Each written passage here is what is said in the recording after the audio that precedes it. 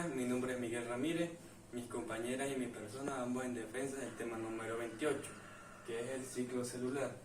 El ciclo celular es un conjunto de sucesos ordenados que conducen al crecimiento de una célula y la división en dos células hijas. Sus etapas son las siguientes: G1, S, G2 y M. El estado G1 quiere decir que GAP1 es igual a intervalo 1. El estado S representa la síntesis y la replicación del ADN. El estado G2 representa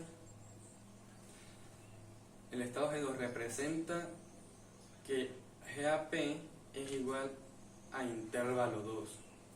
El estado M representa que la fase M agrupa la mitosis o meiosis en reparto de material genético nuclear y la citocinesis de división del citoplasma. También tenemos la fase G1. Es la primera fase del ciclo celular en la que existe crecimiento celular con síntesis de proteínas y ARN, en el que transcurre entre el fin de una mitosis y el inicio de una síntesis de ADN que tiene una duración de entre 5 y 12 horas. También tenemos la fase S. Es la segunda fase del ciclo en la que se produce la replicación o síntesis del ADN. Como resultado, cada cromosoma se duplica y queda formado por dos cromatidas idénticas con la duplicación del ADN. Tiene una duración de entre 5 y 12 horas. También tenemos la fase G2. Es la tercera fase del crecimiento en la que continúa la síntesis de proteínas ARN. Al final de este periodo se observa al microscopio cambio en la estructura celular que indica el principio de la división celular. Tiene una duración entre 3 y 4 horas.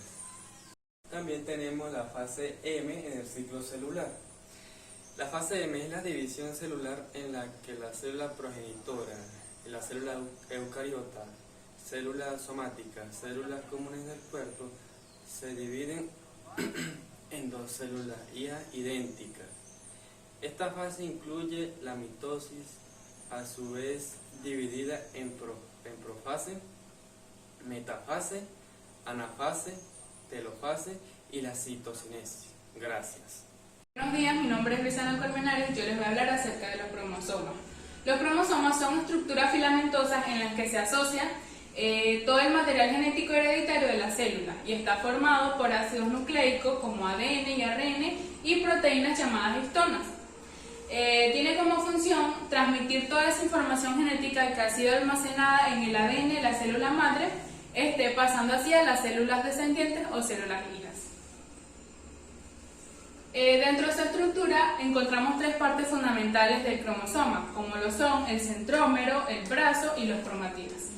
Los cromatidas son toda esa parte longitudinal del cromosoma una vez que este ha sido duplicado. El centrómero es esa parte estrecha que separa los brazos, el brazo corto y el brazo largo.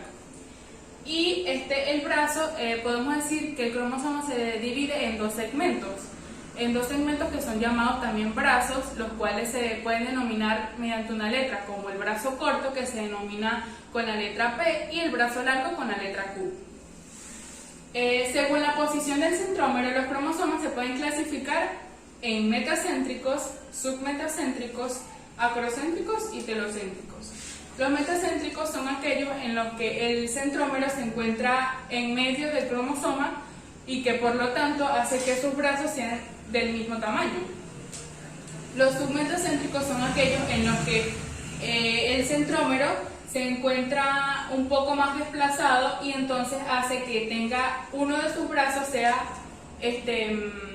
mayor que el otro, por lo que se ve un brazo mucho más largo.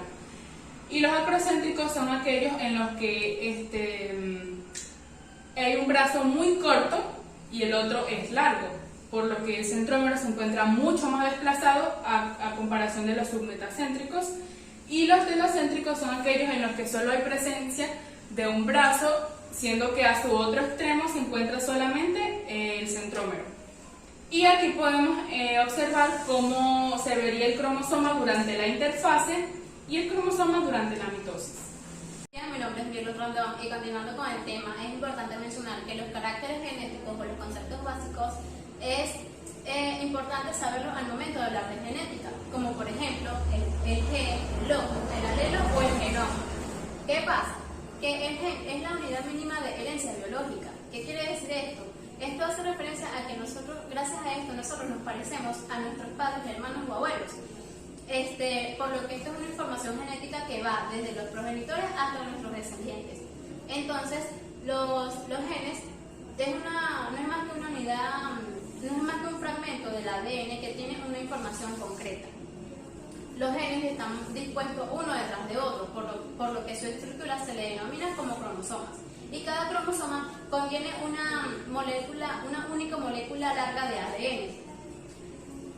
Tenemos el locus también, que este es el lugar es el lugar específico del cromosoma en donde se ubica un gen específico. Esto es como por ejemplo una ubicación genética. Relacionándolo con otro ejemplo, puedo decir que esto es como mencionar cualquier ubicación en un lugar en específico. También tenemos el alelo, que es la posible variación de un gen en una especie. De por sí sabemos que nuestros ADN tienen 46 cromosomas, 23 de nuestros padres y 23 de nuestra madre. Entonces, al entender esto, tenemos en cuenta que los alelos son como características que nosotros heredamos, como por ejemplo el color de nuestros ojos o el color de nuestro cabello. El color de nuestros ojos pueden ser verdes, marrones, azules, y solamente uno de esos colores pues vamos a heredar. Esto depende del alelo dominante y bueno, depende de los genes de nuestros padres. También tenemos el genoma, que es un conjunto de instrucciones genéticas en la célula. Esto podemos decir que es como un libro que tiene instrucciones para el buen desarrollo y funcionamiento del organismo. El ser humano tiene genomas con indicadores característicos, como por ejemplo lo es nuestro aspecto, nuestro carácter o incluso que podemos heredar enfermedades.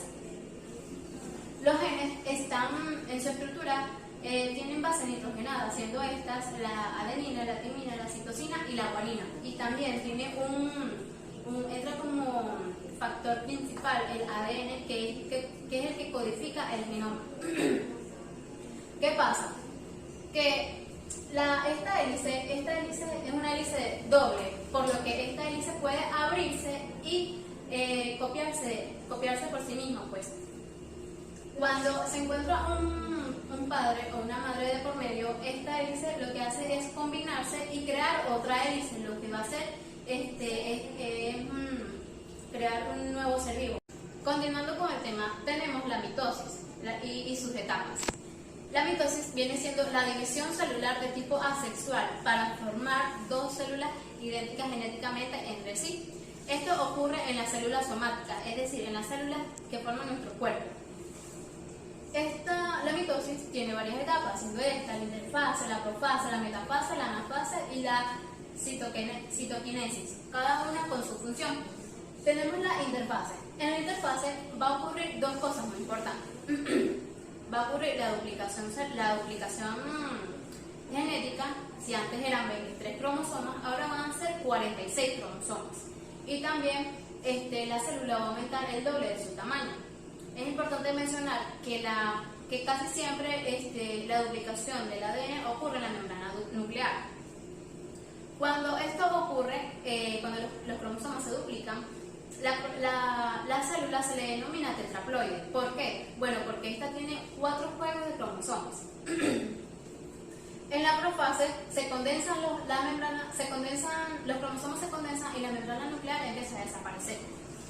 Aquí en la profase van a aparecer dos cositas, siendo como dos bolitas. Estos se le denominan centriolos. ¿Qué va a pasar con estos centriolos? Estos van a sacar como unos hilitos, que estos son como fibras, y estos se le denominan microtúbulos. ¿Qué van a pasar con estos microtúbulos? Estos van a unirse con los cromosomas mediante por el centrómero, que el centrómero es el centro de los cromosomas, y se va desaparecer la membrana nuclear, como pueden ver aquí que se está desapareciendo. Bueno, tenemos la metafase, que en la metafase, bueno, aquí ya se ha desaparecido la membrana nuclear, y entonces lo que va a pasar es que los centriolos, los microtúbulos se van a unir completamente al cromosoma, y entonces los cromosomas lo que van a hacer es dividirse, o sea, la mitad del cromosoma a un lado y la mitad del cromosoma a otro lado. En la anafase ya los cromosomas se separan y están hacia polos opuestos, por lo que aquí se va en esta etapa pues ya va a empezar a separar su material genético. En la telofase ya los cromosomas están a polos opuestos y entonces la membrana nuclear se vuelve a formar y el citoplasma se vuelve a dividir, y en este momento es donde la célula se va a dar cuenta que ya hizo su función, ya cumplió lo que tenía que cumplir, y entonces esta se va a empezar a cerrar. Mientras que esta se va cerrando, los microtúbulos, estos se van desprendiendo, ¿verdad? Y bueno, tenemos la última fase, que es la citoquinesis, que esta es la separación física del citoplasma para formar dos células hijas idénticas. Las células germinales primordiales son aquellas que se encargan de la formación de óvulos y espermatozoides. A diferencia de las células somáticas, que son las que producen nuestro cuerpo, estas son unas células precursoras de gametos femeninos y masculinos, como lo es, como lo acabo de decir, el espermatozoide y el óvulo. ¿Qué pasa? Que estos llevan información genética de generación a generación. Empezaré hablando con la fecundación, que es un proceso en donde el gameto masculino y el gameto femenino se unen y crean un cigoto. ¿Qué pasa? Que como dije al principio, los gametos son precursores de las células germinales primordiales, que se ubican en el epiplasma. El epiplasma es una membrana externa que protege al embrión, y no es hasta la segunda semana donde estas células viajan al saco vitelino, y el saco vitelino también se encuentra en el embrión y es un anexo también membranoso. Y es en la cuarta semana donde estas migran a las gónadas en proceso de maduración y se quedan allí hasta la quinta semana de gestación. ¿Qué pasa? Que en este proceso estas células se preparan para un proceso que se denomina gametogénesis. Y aquí pues el número de mitosis aumenta en estas células. Bueno, es importante mencionar que la meiosis es un factor que tiene lugar en la gametogénesis humana, para así producir gametos masculinos y femeninos. Entre estos gametos tenemos la espermatogénesis, que es la producción, como su nombre lo indica, es la producción de espermatozoides que ocurre continuamente en el hombre adulto. Para que su proceso se complete, esto es necesario aproximadamente entre 75 a 90 días.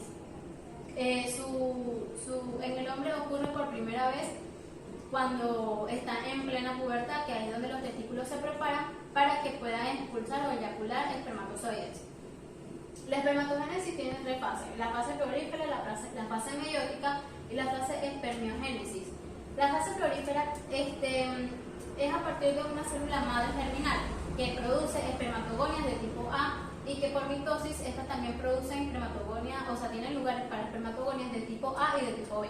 ¿Qué pasa? Que en la de tipo A, esta se duplica, y entonces esta también da lugar a espermatogonias de tipo B. Y las espermatogonias de tipo B lo que van a hacer es que producen un espermatocito primario y dan lugar a 4 espermatozoides maduros, lo cual ocurre cuando una vez acabada la espermatogénesis. ¿Qué pasa? Que la fase de la fase florífera a multiplicación pasa a la fase meiótica. La fase meiótica es aquí donde cambia la actividad celular, porque ya entra la meiosis.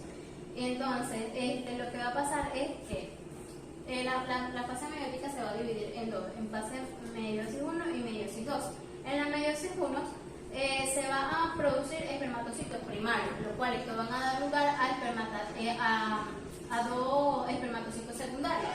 Cuando ya tenemos en la meiosis segunda, cuando ya tenemos los espermatocitos secundarios, estos van a dar lugar a 4 espermatidas, lo cual estos van o sea, ya en total tendríamos 4 espermatidas gracias a los espermatozoides primarios y bueno, de aquí van a generar los espermatozoides. En la última fase tenemos la espermiogénesis. ¿Qué pasa en la espermiogénesis? Que esta es la etapa final, en donde ya el espermatozoide tiene sus flagelos y se comienza a desarrollar y a formar. Y en este proceso, pues los espermatozoides se van a un lugar en específico de los testículos. Esta parte se llama tubo semiférico, lo que ocupa en los espermatozoides para que se puedan producir. Y bueno, en este momento, pues los testículos se preparan para que los espermatozoides puedan ser expulsados y puedan ser capaces de fecundar a un óvulo. Bueno, tenemos la ovogénesis, que esta es la secuencia de episodios por los que los ovogonias se transforman en óvulos maduros. ¿Qué pasa? Que estas son células diploides que dan lugar a la formación de ovocitos o células o gametos femeninos. Esto ocurre, este proceso ocurre aproximadamente entre los 28 días cuando empieza la fase de la menstruación, pero inicialmente esto ocurre. La ovogénesis, esto se refiere a la meiosis de células diploides, por lo que da lugar a gametos femeninos o ovocitos. Este proceso ocurre o demora aproximadamente entre los 28 días, que es cuando está en el proceso del ciclo menstrual. ¿Qué pasa? Que inicialmente esto ocurre en la mujer cuando al tercer mes de proceso fetal, en donde en ese tiempo eso se detiene ahí y es a los 10 a 12 años en que este proceso se reinicia y, o sea, cuando la niña se desarrolla, o sea, tiene su primer ciclo menstrual y se detiene de nuevo, o sea, se termina el ciclo cuando la mujer entra en un estado de menopausia. En la ovogénesis, esta tiene 3 fases: la multiplicación, el crecimiento y la maduración. En la multiplicación, los gametos femeninos, estas se diferencian y sufren mitosis, por lo que se va a formar la ovogonia. Las ovogonias se ubican en los folículos ováricos, en donde estas también se diferencian y crecen y entran a la primera semana meiótica, en donde se crea un ovocito primario y un primer cuerpo polar, por lo que las células resultantes van a seguir realizando el proceso y crean otro cuerpo polar, un segundo cuerpo polar. También tenemos la maduración, que estas células se desintegran completamente, rápidamente, mientras que la célula grande lo que va a hacer es desarrollarse y convertir los gametos femeninos en ovocitos maduros o en óvulos maduros. Buenos días, mi nombre es Stephanie Ramírez y yo les voy a hablar sobre la meiosis. La meiosis son células de línea germinal, la cual pueden ser los óvulos o los espermatozoides. Acá tenemos la célula diploide. Esta célula, su función como tal es crear 4 células haploides. Esta célula va a tener 46 cromosomas y cada una de ellas va a tener 23. Para que entiendan mejor, les explicaré de la siguiente manera.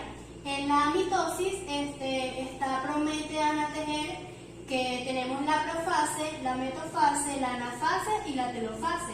En la meiosis es lo mismo, simplemente que vamos a repetir la oración 2 veces. Sería Prométea, Anateger 1 y Prométea, Anateger 2. Entonces acá sería profase 1, metafase 1, anafase 1 y telofase 1. Y acá profase 2, metafase 2, anafase 2 y telofase 2. Para que la célula empiece su función con la mitosis o la meiosis, en este caso la meiosis, ella tiene que duplicarse con su ADN. Ya que esté aquí duplicada, empezamos con la profase 1. Acá en la profase están los centriolos, que esos centriolos tienen unos microtúbulos que son como unos hilitos. Ya que esos hilitos ellos comienzan a mezclarse y allí es donde ya está la profase 1 y empezamos con la metafase 2. En la metafase 2, ellos se van a alinear, ellos acá se separan y se alinean, ya que estén alineados los microtúbulos, ya estarán listos para unirse.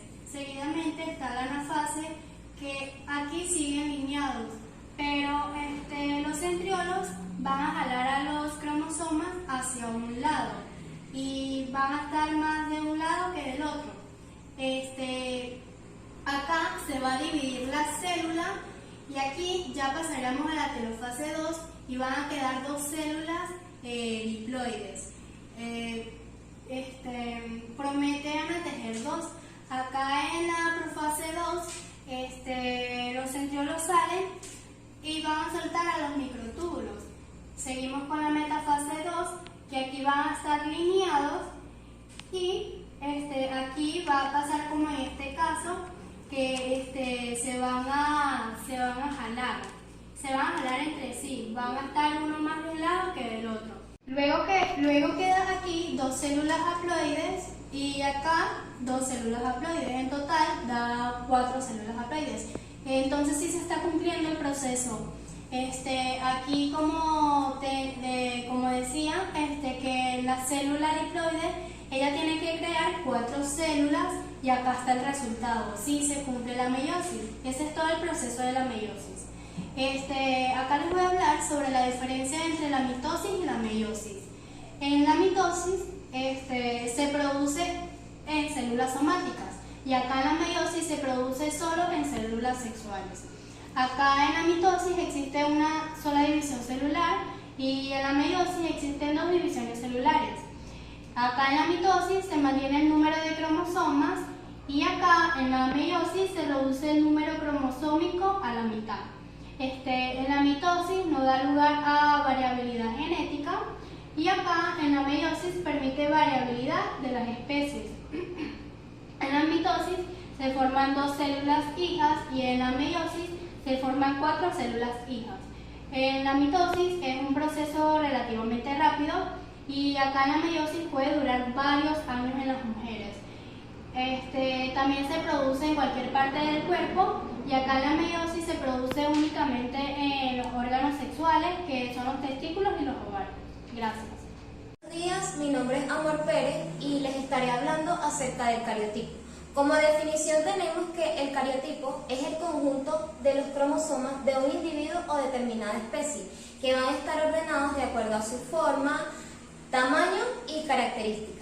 En el caso de nosotros los seres humanos tenemos 46 cromosomas, 44 de ellos, que van a ser 22 pares, van a ser denominados autosomas y que van a estar presentes tanto en hombres como en mujeres. A estos cromosomas se le va a anexar un par que van a ser los 2 cromosomas sexuales, denominados los 2 cromosomas X en el caso de las mujeres y los cromosomas XY en el caso de los hombres. La organización del cariotipo. Para organizar un cariotipo, primero que nada lo tenemos que clasificar en 7 grupos que van a ir de la letra A a la letra G, según su tamaño, que pueden ser grandes, medianos y pequeños, y según la forma de la pareja cromosómica, que pueden ser metacéntricos, submetacéntricos y acrocéntricos. Recordando lo que dijo mi compañera Luisana anteriormente, los cromosomas metacéntricos son aquellos que tienen el centrómero en el punto medio del cromosoma. Es decir, esto va a dar como resultado que los brazos P, que van a ser los brazos superiores, y los brazos Q, que van a ser los brazos inferiores, tengan una misma longitud. En el caso de los cromosomas submetacéntricos, van a ser aquellos que tienen el centrómero un poco alejado del centro y más cerca de uno de los extremos. En este caso, más cerca de los brazos P. Esto va a dar lugar que los brazos Q sean más largos que los brazos P. Y en el caso de los cromosomas acrocéntricos, son aquellos que van a tener su centrómero muy cerca de uno de los extremos. Esto da lugar a que los brazos P sean muy cortos, sean más cortos que los brazos Q. Y esto es importante destacar, que este tipo de cromosomas van a tener una porción de heterocromatina que se les va a llamar satélite. Bien, continuando con la clasificación, el primer grupo que tenemos son los cromosomas más grandes y lo conforman por el grupo A y el grupo B. El grupo A lo integran los cromosomas 1, 2 y 3 que van a ser metacéntricos y submetacéntricos. Y por el grupo B, que van a ser los cromosomas 4 y 5, ambos van a ser submetacéntricos. El segundo grupo es de los cromosomas medianos, que lo va a integrar el grupo C, el grupo D y el grupo E. En el grupo C tenemos los cromosomas que van desde el número 6, 7, 8, 9, 10, 11, 12. Y a este grupo se le van a anexar los cromosomas X, que van a ser submetacéntricos. El grupo D lo integran los cromosomas 13, 14 y 15. Estos van a ser acrocéntricos, es decir, que van a tener satélites. Y el grupo E, que lo van a integrar los cromosomas 16, 17 y 18. Estos van a ser metacéntricos y submetacéntricos. Y por último tenemos al grupo de los cromosomas más pequeños, que va a estar integrado por el grupo F y el grupo G. El grupo F van a ser los cromosomas 19 y 20. Ambos van a ser metacéntricos. Y por último tenemos el grupo G, que lo va a integrar los cromosomas 21 y 22, y a este último grupo se le van a anexar los cromosomas Y, que van a ser acrocéntricos. Bien, como pueden observar en la imagen, los cromosomas sexuales X y Y, ellos se separan de sus grupos correspondientes y se van a colocar al final del cariotipo. Esto porque ellos van a ser los que van a determinar el género de la persona. Importancia biomédica del cariotipo. El cariotipo juega un papel sumamente importante en lo que va a ser el diagnóstico citogenético y es de muchísima utilidad, porque por medio de su estudio nosotros vamos a poder confirmar o descartar enfermedades como lo son un gran número de síndromes cromosómicos y anormalidades físicas. Van a haber casos en los seres humanos en donde su cariotipo no va a coincidir, va a ser diferente y de esta manera no va a coincidir con los patrones normales de un cariotipo humano. Es entonces lo que se reconoce como aberración, que va a dar lugar a enfermedades que pueden ser detectables o diagnosticadas mediante el estudio del cariotipo. Este tipo de estudio se realiza con los cromosomas metafásicos. ¿Y por qué me refiero a los cromosomas metafásicos? Porque normalmente, generalmente, los cromosomas individuales no son visibles en el núcleo celular. Es entonces en la metafase de la división celular en donde los cromosomas van a alcanzar su mayor condensación y de esta manera se van a hacer visibles cuando se alinean en el centro de la célula. Bien, este estudio se realiza cuando los cromosomas metafásicos son sometidos a ciertas técnicas de tinción, donde van a exhibir bandas claras y bandas oscuras que van a ir intercaladas a lo largo de sus ejes longitudinales. Es muy importante saber que esta distribución de las bandas va a ser constante, es decir, que siempre tiene que ser la misma ubicación, porque al momento de que esas bandas no coinciden con los patrones normales es donde se van a detectar trastornos genéticos. Como pueden observar, aquí tenemos en la imagen la representación del cromosoma número 5, que del lado izquierdo pueden observar que así se vería un cromosoma normal sometido a su respectiva técnica de tinción. Pueden ver las bandas oscuras, las bandas claras, y del lado izquierdo tenemos un cromosoma anormal porque va a presentar una deleción. La deleción es cuando una porción del cromosoma se pierde, cuando el cromosoma pierde una parte o un segmento. Como pueden observar, a este cromosoma le falta el brazo P, tiene una pérdida de su brazo. Y esto va a generar un síndrome que se conoce como síndrome Cri-du-Chat en francés y también conocido como síndrome del maullido de gato. Se le atribuye este nombre porque los pequeños que padecen este síndrome van a tener un llanto muy similar al maullido de un gato. Entonces, por esto se le atribuye este nombre. Este es uno de los trastornos genéticos que forman parte de lo que se conoce como enfermedad rara. Y el llanto se debe a que tienen un estrechamiento inusual en la laringe, pero es importante saber que esta característica se puede corregir en cierta medida de acuerdo al crecimiento del niño. Las características pueden ser muy variadas dependiendo a cada caso, no pueden ser iguales, pues siempre van a variar, porque la gravedad de esta afección va a depender de la cantidad del cromosoma perdido. Por eso las características no en todos los casos van a ser iguales. Pero entre las principales es que se caracterizan por tener un llanto muy agudo, tiene una cabeza muy pequeña, más de lo normal, lo que se conoce como microcefalia, presentan bajo peso al nacer, tienen problemas con el lenguaje y el promedio de vida estará dentro de lo normal, es decir, este síndrome no va a afectar su promedio de vida. Este síndrome se puede caracterizar por ser una de las anomalías cromosómicas de carácter estructural. ¿Por qué? Porque va a afectar la estructura de un cromosoma. Sin embargo, van a existir otras que van a ser de carácter numérico. Tal es el caso del síndrome de Down, que este es un trastorno que se da cuando existe un cromosoma más de lo normal, que da un total de 47 cromosomas. El cromosoma extra suele ser una réplica del cromosoma número 21, por esto también se le conoce como trisonomía 21. Trisonomía porque van a haber 3 cromosomas y 21 porque va a ser en el número 21 específicamente.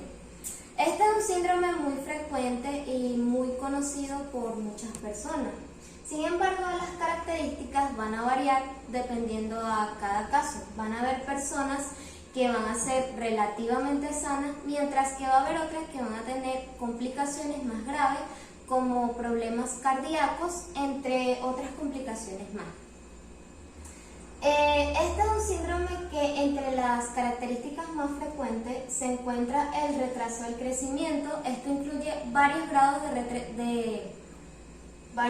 de retraso mental, anomalías craneofaciales, lo que incluye un rostro muy aplanado, baja estatura, y también estas personas, la mayoría, presentan una lengua muy protuberante, es decir, que siempre va a querer salir fuera de la boca. Las anomalías de carácter estructural pueden ser muchas, pueden ser variadas y muy complejas. Sin embargo, entre las más comunes se encuentran las deleciones, que es como mencioné en el caso anterior, que es cuando un cromosoma pierde uno de sus segmentos o pierde una de sus partes, una de sus porciones del material.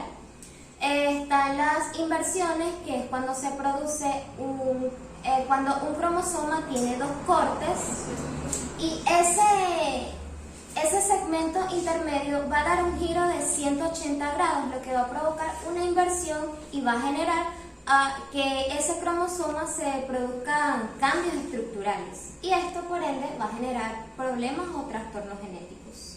Y por último están las translocaciones, que es cuando 2 o más cromosomas invierten sus segmentos o cambian de porciones del material genético.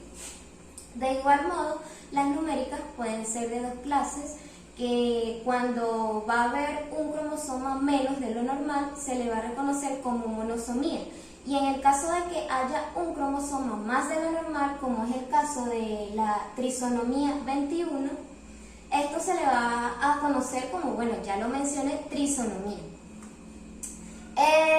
Para concluir, es muy importante resaltar que tanto los trastornos de carácter estructural como los numéricos pueden dividirse o pueden ser de 2 formas, que son constitutivos, que es cuando se nace con ellos, o pueden ser adquiridos, que es cuando surgen de diversas enfermedades, como pueden ser los diferentes tipos de cáncer.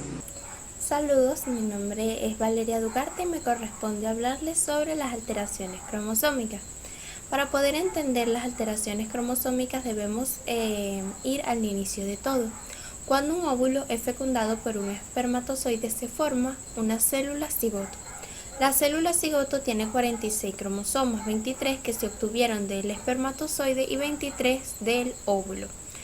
Pero ¿qué pasa? Cuando esta célula comienza a dividirse, hay ciertos factores que pueden influir en que haya fallos y esto produce alteraciones cromosómicas. pero a pesar de que pueden ser varias los factores o las cosas que nos producen estas alteraciones cromosómicas, solo existen dos tipos: las alteraciones o anormalidades cromosómicas numéricas y las estructurales. Las numéricas se refieren a las anormalidades en cuanto a la cantidad de cromosomas que tenga el cariotipo de una persona. Y las estructurales son, por ejemplo, la deleción, duplicación, inversión, sustitución y translocación. En las anormalidades cromosómicas numéricas, cuando una persona presenta más o menos de 46 cromosomas, a eso se le denomina aneuploidía. La aneuploidía es un término que se utiliza para hacer referencia a ello. Anormalidades en la cantidad de los cromosomas. Un ejemplo es el síndrome de Down, que es la trisomía del cromosoma 21, como podemos ver acá en el ejemplo. También otra anormalidad es la monotonía. La monotonía es cuando se tiene un solo cromosoma en lugar de tener el par. En estos casos son mucho más graves que el tener cromosomas extra o demás. Además, también otro tipo de anormalidad cromosómica es la triploidía, que esta consiste en 3 dotaciones de cromosomas que tiene un cigoto, es decir, que tiene los 43 cromosomas normales más otro grupo más de cromosomas, de 23 cromosomas, que hace que el cigoto tenga un total de 69 cromosomas. Entonces, en estos casos se dan abortos espontáneos porque hay demasiado desequilibrio de lo que viene siendo el material genético. Con respecto a las anormalidades cromosómicas estructurales, estas no se refieren a excesos o falta de cromosomas, sino específicamente a anormalidades en sus estructuras. Por ejemplo, la deleción, que es la falta de un segmento o una parte del cromosoma, puede ser sus extremos o su brazo, tanto el largo como el corto. Y un ejemplo es la deleción del cromosoma 18, que se presenta en su brazo largo, que como consecuencia la persona que tenga esta anomalía tiene el síndrome de Prader-Willi. Y también está el síndrome de Cri-du-Chat, que es la adeleción del cromosoma 5. La duplicación consiste en que un segmento o una parte del cromosoma se duplica. Hay veces en el que el segmento que se duplica es tan pequeño que no puede ser apreciado desde un microscopio óptico. Un ejemplo es el síndrome de la X frágil, donde hay un segmento del brazo largo del cromosoma X es duplicado. La inversión es cuando un segmento del cromosoma cambia su posición en sí mismo y no trae como consecuencia un trastorno grave que afecte al individuo o la persona que tenga esta alteración, pero sí en su descendencia puede tener grandes o graves alteraciones cromosómicas. Está la sustitución, que es cuando una parte o segmento del cromosoma se sustituyen entre sí, y la translocación, que es cuando también un segmento o parte del cromosoma se transfieren entre ellos o se cambian, pues. Este tipo de anormalidad se da sobre todo en lo que vienen siendo los cromosomas acrocéntricos, que es el cromosoma 13, el 14, el 15, el 21 y también el 22. Solo el 4% de las personas que tienen síndrome de Down es por este tipo de alteración cromosómica. Otros ejemplos de alteraciones cromosómicas numéricas son las aneuploidias autosómicas y aneuploidias sexuales, como por ejemplo el síndrome de Down, que es la triosomía del cromosoma 21, síndrome de Edwards, que es la triosomía del cromosoma 18, síndrome de Patau, que es la triosomía del cromosoma 13, triosomía del cromosoma 22, que esta es letal, la monosomía del cromosoma 21, que también es letal, y entre las aneuploidias sexuales Está el síndrome de Klinefelter, que es la trisomía del cromosoma sexual 47, el síndrome de Turner, que es la monosomía del cromosoma 45, el síndrome de la Y, que también es llamado el síndrome del supermacho, y el síndrome de la triple X, llamado síndrome de la superhembra. Gracias por su atención.